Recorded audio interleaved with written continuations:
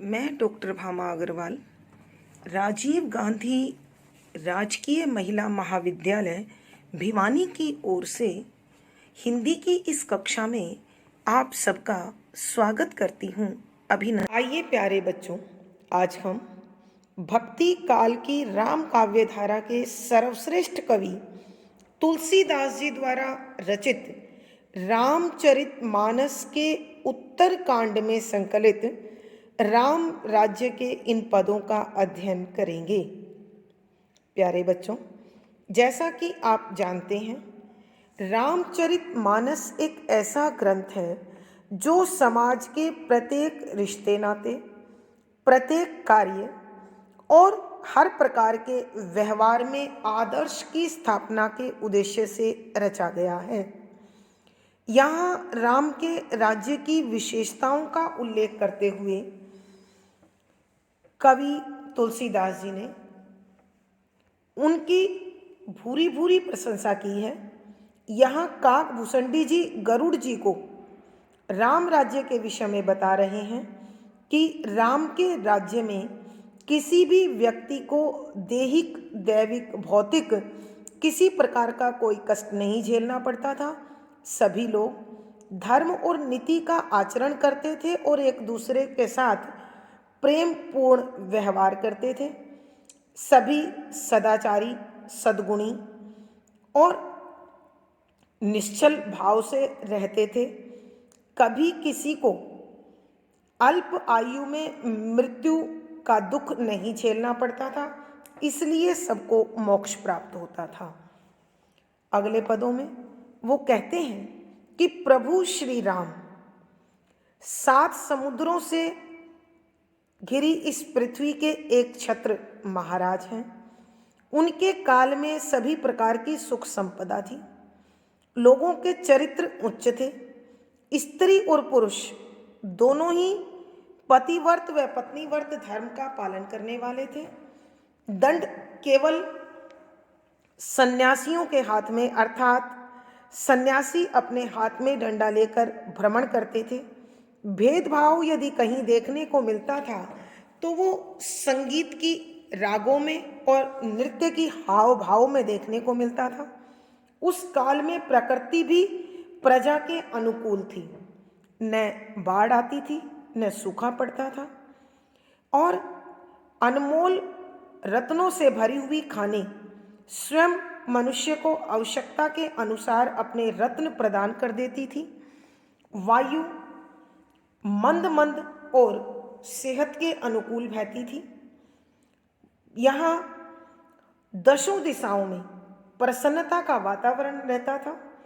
प्रत्येक जीव जंतु को अपनी आवश्यकता की वस्तु बिना अधिक प्रयास किए प्राप्त हो जाती थी।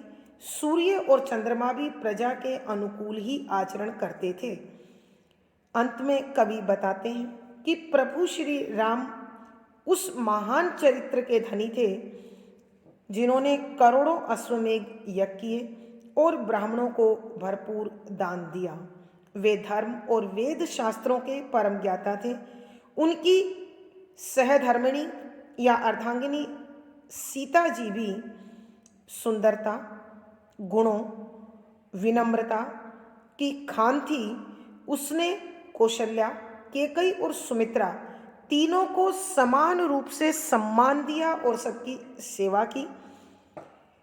वहाँ किसी में कोई अहंकार या अभिमान देखने को नहीं मिलता है।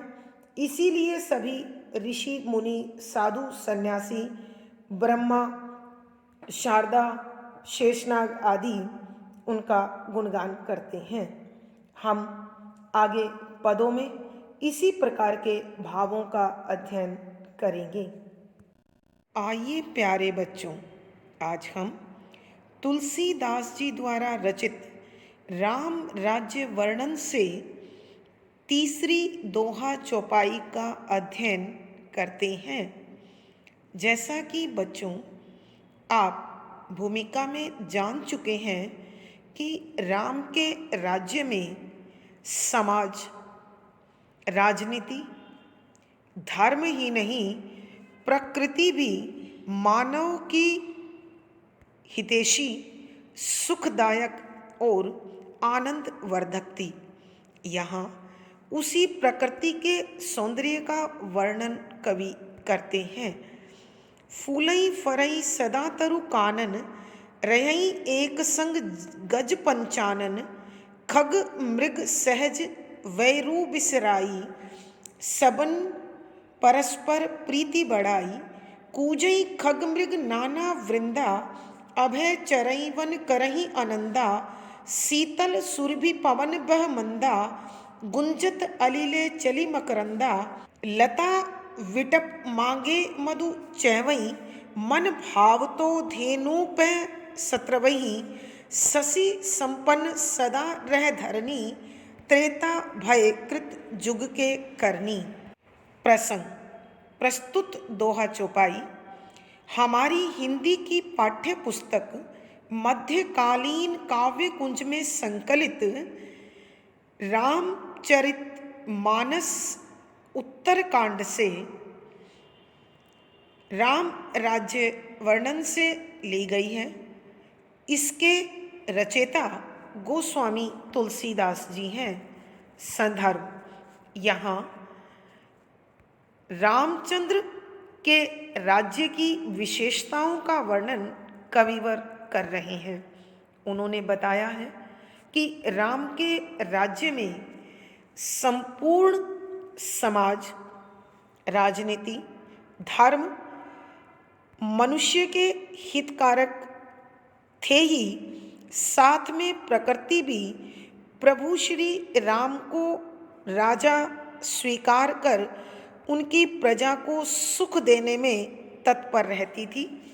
प्रकृति के इन्हीं गुणों का उल्लेख इस दोहा चौपाई में करते हुए कविवर लिखते हैं कि व्याख्या। बच्चों, शब्दों के अर्थ पंक्ति के साथ साथ फूलही फूलों से भरे हुए, फरही लहलहाते हैं, सदा हमेशा तरु वृक्ष, कानन बगीचा भी और जंगल भी, विपिन भी, रहई रहते हैं एक एक संग साथ में, गज हाथी, पंचानन सिंह। यहाँ इस पंक्ति के अनुसार फूलई फरही सदा तरु कानन की कवि बता रहे हैं। रामचंद्र जी के राज में हमेशा सारे वृक्ष और बाग बगीचे हरे भरे रहते थे। उन पर मन चाहे सुंदर रंग और सुगंधी वाले फूल खिले रहते थे और फलों वाले वृक्ष हमेशा फलों से लदे रहते थे, जिन्हें मनुष्य अपनी आवश्यकता के अनुसार ग्रहण करके प्रयोग कर सकता था। रहई एक संग गज पंचानन, रहते थे एक साथ हाथी और सिंह। जैसा कि बच्चों आपको मालूम है कि सिंह शिकार करता है और हाथी उससे बचता है, मगर राम के राज्य में जो स्वाभाविक वैर था वो भी भिन्न भिन्न प्रजातियां भूलकर मेल मिलाप के साथ रहती थी, क्योंकि सबकी आवश्यकताएं जैसी आवश्यकता बनती तुरंत पूरी हो जाती थी। खग मृग सहज वैरू बिसराई, सबने परस्पर प्रीति बढ़ाई। खग पक्षी, मृग पशु, हिरण या हरिण, सहज स्वाभाविक नैसर्गिक, वैरू वैर भावना, विसराई भूलकर, सब प्रजातियों और जातियों में परस्पर आपस में प्रीति प्यार बढ़ चुका था कि उस समय सभी पशु और पक्षी अपने अपने स्वभाव में जो वैर भावना थी उसे वो भूल गए थे और उन सब में आपस में बहुत अधिक प्रेम बढ़ चुका था। अर्थात कोई भी पशु पक्षी किसी अन्य पशु पक्षी को न भोजन के लिए और न ही अन्य कारणों से आहत करता था या चोट पहुंचाता था। कूजई खगमृग नाना वृंदा, अभय चरई वन करही आनंदा। कूजई चहचहाते थे, कलरव करते थे। खग पक्षी, मृग पशु, नाना अनेक, वृंद समूह और वृंदा समूहों, अभय निडर होकर, बेखौफ चरही चरते थे, वन वन में करही करते थे आनंदा आनंद। कि प्रभु श्री राम के राज्य में हर वन क्षेत्र में सभी प्रकार के पक्षी आनंद के साथ कलरव करते हुए जीवन जी रहे थे और सभी पशु वन में निडर होकर, बेखौफ होकर आनंद के साथ वन में चरते और रहते थे। अर्थात किसी को भी अपने जीवन के बचाव की या अपने शावकों के बचाव की, शावक यानी बच्चे, अपने शावकों की बचाव की कोई चिंता नहीं सताती थी। शीतल सुरभि पवन बह मंदा, गुंजत अलीले चली मकरंदा। शीतल, शीतल अर्थात ठंडा, सुरभि सुगंध, महकती हुई, पवन हवा बहती थी, मंदा मंद मंद धीरे धीरे। कि राम के राज्य में शीतल और सुगंधित हवा धीरे धीरे मंद मंद बहती रहती थी, जिसमें सभी जीव जंतुओं को आनंद प्राप्त होता था। गुंजत अलीले चली मकरंदा, गुंजत गुनगुनाना, गुंजार करना, अली भंवरे, ला लेकर चली चलते थे, मकरंदा प्राग के कणों को, मकरंद को। कि भंवरे फूलों के आसपास मंडराते रहते थे, गुनगुनाते रहते थे और मनमाना मकरंद, शहद या प्राकण प्राप्त करते थे। लता विटप मांगे मधु चहवई। लता कोमल टहनियों वाले पेड़, विटप पेड़, मांगे मांगने पर, मधु शहद चवही टपका देते थे। कि जिन पेड़ों पर और लताओं पर मधुमक्खी के छत्ते लटके हुए होते अथवा उन पेड़ों और लताओं से उत्पन्न शहद कोई मांगता तो मांगने भर से वो उन्हें शहद टपका कर दे देते थे। मन भाव तो धेनु पे सत्रवही, मन भाव तो मन की इच्छा के अनुसार जितना चाहिए उतना, धेनु गाय, पय दूध, सत्रवही चू देती थी, टपका देती थी, दे देती थी। कि जिसको जितना दूध चाहिए गाय उनकी आवश्यकता के अनुसार उसी समय उन्हें मनचाहा दूध दे देती थी। शशि संपन्न सदा रह धरणी, शशि शशि इसका अर्थ चंद्रमा होता है, लेकिन अवधी भाषा में शशि का अर्थ है खेती। संपन्न युक्त, भरी हुई, सदा हमेशा रह रहती थी धरणी पृथ्वी। कि पूरी पृथ्वी पर हमेशा फसल उगी रहती थी और पृथ्वी हरी भरी रहती थी। त्रेता भय कृत युग के करनी, त्रेता त्रेता युग भय बन गया था, कृतयुग सतयुग क के समान, करनी अपने कारणों में, गुणों में, विशेषताओं में। कि यह त्रेता युग अपने सुखों में, संपन्नता में, वैभव में और आनंद में सतयुग के समान सुखदायी बन चुका था। एक बार फिर बच्चों इन पंक्तियों की व्याख्या मैं रिपीट कर रही हूँ, आप सुनिए। फूलई फरई सदा तरु कानन, कि प्रभु श्री राम के राज्य में सभी जंगल, बाग, बगीचे, पेड़ फूलों, पत्तों और फलों से लदे रहते थे। रही एक संग गज पंचानन, एक साथ हाथी और सिंह मित्रता के भाव के साथ भ्रमण करते थे, घूमते थे, एक ही जंगल में निवास करते थे। खगमृग सहज वैरू विसराई, पक्षी और पशुओं के समूह ने अपनी स्वाभाविक वैर भावना को भुला दिया था। सभी परस्पर प्रीति बढ़ाई कि ये सभी जीव जंतु आपस में प्रेम को बढ़ाकर प्रसन्नता पूर्वक जीवन जीते थे। कूजई खगमृग नाना वृंदा की वनों में अनेक प्रकार के पक्षियों और पशुओं के समूह आनंद पूर्वक शोर मचाते हुए, चहचहाते हुए, कलरव करते हुए घूमते थे। अभय चरईवंद करई आनंदा कि वो सब वन में निर्भय होकर, बेखौफ होकर चरते थे और आनंद पूर्वक वन में रहते और भ्रमण करते थे। शीतल सुरभि पवन बह मंदा कि उस समय हवा ठंडी, सुगंधित और मंद मंद बहने वाली होती थी।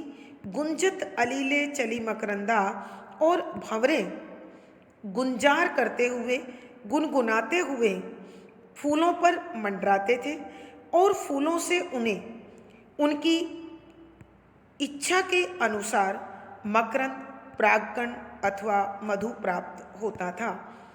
लता विटप मांगे मधु चैवई कि पेड़ और वृक्ष तथा लताएं मनुष्य की इच्छा के अनुसार मांगने पर मधु टपका देते थे, चू देते थे।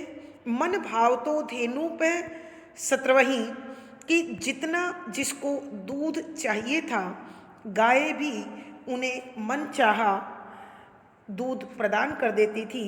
शशि संपन्न सदा रह धरनी कि यह पृथ्वी हमेशा खेती से फली फूली रहती थी, हरी भरी रहती थी।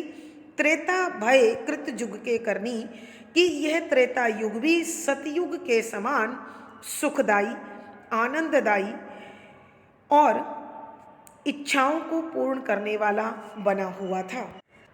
भावार्थ: कवि के कहने का भाव यह है कि राम के राज में संपूर्ण जनता के सुख के लिए प्रकृति हमेशा तत्पर रहती थी। विशेष यहाँ राम राज्य के प्राकृतिक वातावरण का वर्णन किया गया है। शुद्ध साहित्यिक अवधि भाषा का प्रयोग है। शांत अथवा अद्भुत रस है। प्रसाद गुण है। दोहा चौपाई छंद का प्रयोग हुआ है। ये शैली और संगीतात्मकता बनी हुई है। इन पदों में अनुप्रास, उल्लेख आदि अलंकारों का सुंदर सटीक प्रयोग हुआ है। अगली पंक्तियां देखें बच्चों। प्रगति गृह विविध मनि खानी, जगत आत्मा भूप जग जानी, सरिता सकल बेही बर बारी, शीतल अमल स्वाद सुखकारी, सागर निज मर जादा रहई, डारई रतन तटही नर लेही, सरसिज संकुल सकल तड़ागा, अति प्रसन्न दस दिशा विभागा, विधु महीपुर मयूखही, रवि तप जैतनहि काज, मांगे वारिद देहि जल, रामचंद्र के राज। प्रसंग पूर्ववत। संदर्भ: यहाँ कवि वही प्राकृतिक सौंदर्य के साथ साथ राम के राज्य में जो प्राकृतिक संपन्नता थी उसका वर्णन करते हुए लिखते हैं कि व्याख्या: बच्चों, शब्दों के अर्थ पंक्तियों के साथ साथ प्रकट कर देते थे, दिखा देते थे।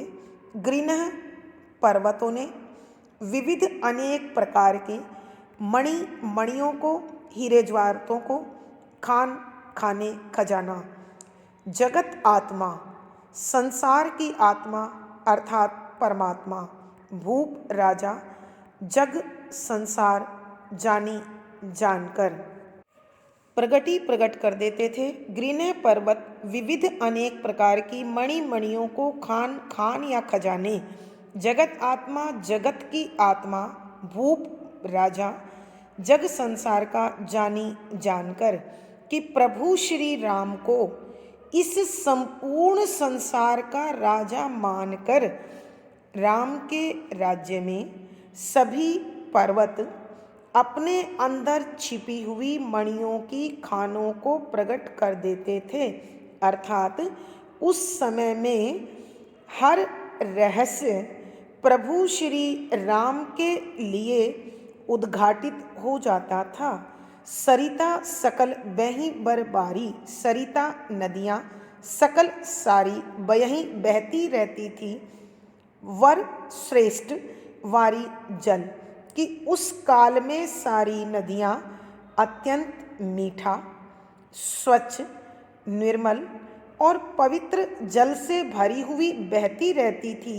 शीतल अमल स्वाद सुखकारी, शीतल ठंडा, अमल मल से रहित अर्थात पवित्र शुद्ध, स्वाद मिठास से भरा, सुखकारी सुख देने वाला कि इन नदियों का जल ठंडा होता था, पवित्र होता था, स्वादिष्ट और सुख देने वाला, पोषण करने वाला होता था। सागर निज मर्यादा रही, सागर समुद्र निज अपनी मर्यादा सीमा रही रहता था कि उस समय समुद्र भी अपनी सीमाओं में बंद कर रहता था। अर्थात न वहाँ ज्वार भाटे होते थे और न ही विनाशक लहरें अपने तट के निवासियों का जीवन खतरे में डालती थी। डारई रतन तटही नर लेही, डारी डाल देते थे रतन हीरे ज्वारात को तट किनारे पर नर लोग लेयई ग्रहण कर लेते थे कि उस समय समुद्र भी अपने अंदर छिपे हुए रत्नों को किनारे पर डाल देते थे और मनुष्य अपनी आवश्यकता के अनुसार वहाँ से इन हीरे ज्वारात को ग्रहण कर लेते थे। सरसिज संकुल सकल तड़ागा, सरसिज कमल, संकुल समूह, गुच्छे, सकल सारे तड़ाग तालाब की सभी तालाबों में कमल भरे रहते थे। कमल के फूल गुच्छों के रूप में विकसित होते थे। अति प्रसन्न 10 दिशा विभागा, अति अत्यधिक प्रसन्न खुश 10 दसों दिशा दिशाएं विभाग उनके हिस्से कि राम के राज्य में 10 दिशाएं अत्यंत प्रसन्नता पूर्वक रहती थी। विधु चंद्रमा, मही पृथ्वी, पूरी तरह भरा हुआ, मयूखी चांदनी की किरणें और सूर्य की किरणें, रवि सूर्य तप तपता था जितना ही जितना चाहिए काज आवश्यकता के अनुसार। उस समय हमेशा चंद्रमा चांदनी से भरा रहता था और सूर्य की किरणें भी पूरी पृथ्वी को गर्मी और रोशनी देती थी, ताप देती थी और सूर्य आवश्यकता के अनुसार लोगों को सुख देने के लिए ही तपता था। मांगे वारिद देही जल, मांगे मांगने पर वारिद बादल दे ही दे देते थे जल पानी को रामचंद्र के राजा रामचंद्र के राज में। एक बार बच्चों फिर कर रही हूँ, आखिरी हिस्से को सबसे पहले ले आते हैं कि कवि तुलसीदास जी बता रहे हैं कि रामचंद्र के राज में सभी पर्वत अपने अंदर छिपे हुए हीरा ज्वारात की खान को प्रकट कर देते थे और वह प्रभु श्री राम को इस संपूर्ण सृष्टि का राजा स्वीकार कर कोई भी रहस्य नहीं छिपाते थे। नदियाँ हमेशा ठंडे, निर्मल, स्वादिष्ट और पोषण करने वाले जल से भरकर सुख देने के लिए बहती थी। समुद्र अपनी सीमाओं में रहता था, वहाँ कभी ज्वार भाटे और विनाशक लहरें उत्पन्न नहीं होती थी। वह समुद्र के किनारे पर रत्नों को निकालकर डाल देता था और मनुष्य अपनी इच्छा के अनुसार उन्हें ग्रहण कर लेते थे।